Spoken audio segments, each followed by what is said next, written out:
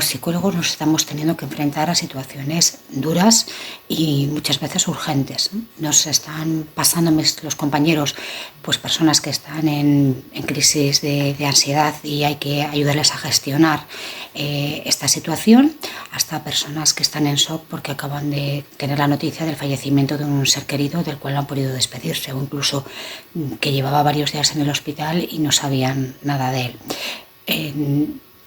No solamente son situaciones derivadas del coronavirus, sino que también estamos teniendo que atender situaciones de personas que anteriormente tenían ya una situación complicada, ¿no? Que tenían pues alguna patología o que estaban pasando por situaciones familiares difíciles, que esta situación de aislamiento lo que ha conllevado es a que todo esto se incremente y se haga mucho más difícil el poderlo gestionar.